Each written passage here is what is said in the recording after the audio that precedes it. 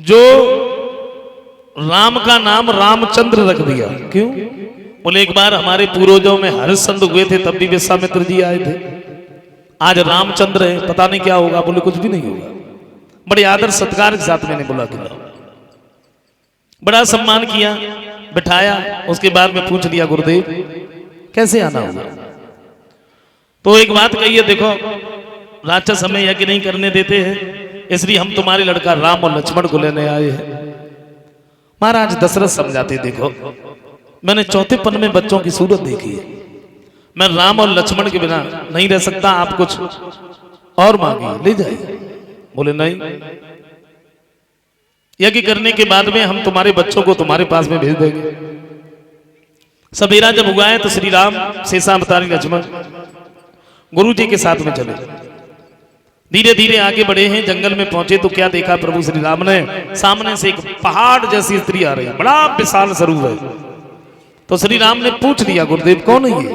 बोले बेटा तुम्हें नहीं मालूम, हम तुम्हें बताएं। तो कौशिक बोले देखो राघव और पापिनी ताड़िका आई रही है।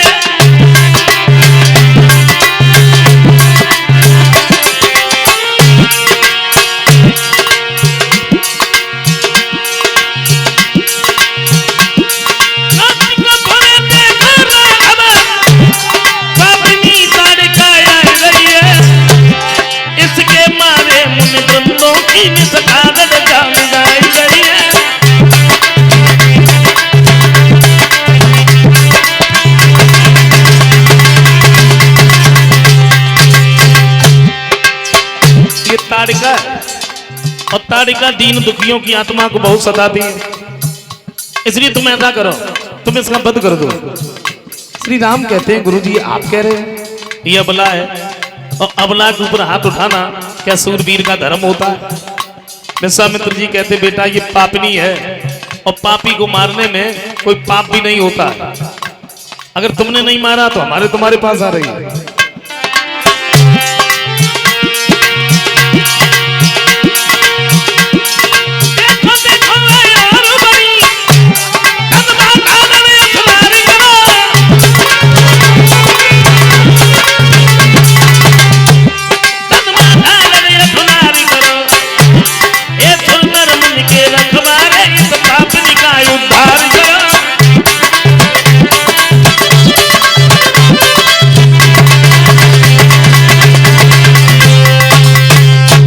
जिंदगी में सबसे पहली बार श्री राम ने उस ताड़िका का वध किया।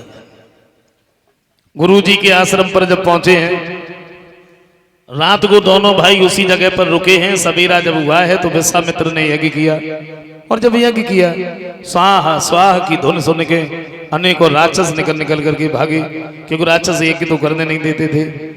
प्रभु श्री राम शेषावतारी लक्ष्मण हाथ में धनुष बाण को लिए खड़े हैं। हुआ क्या?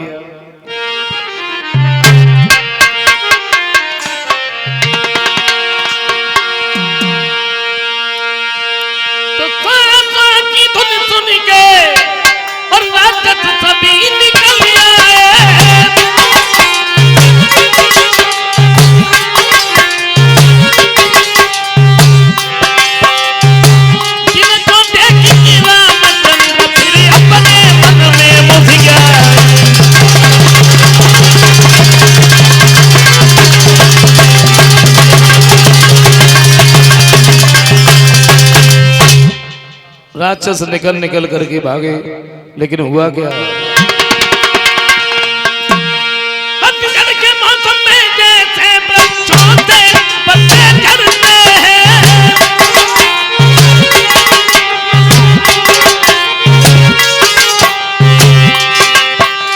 यूं ही राघव के बालन से राक्षस पर राक्षस गिरते।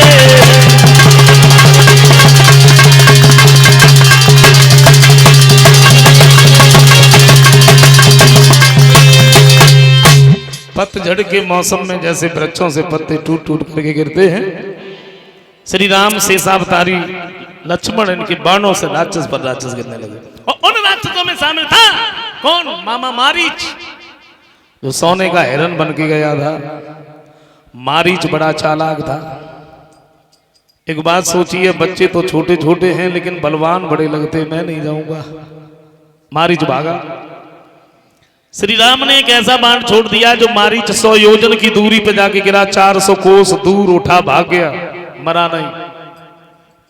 विश्वामित्र जी का यज्ञ पूर्ण हुआ और दोनों भाई उसी जगह पर रहने लगे।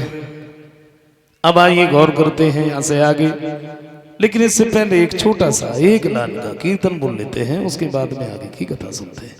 सब लोग बोलेंगे बड़े प्यार से।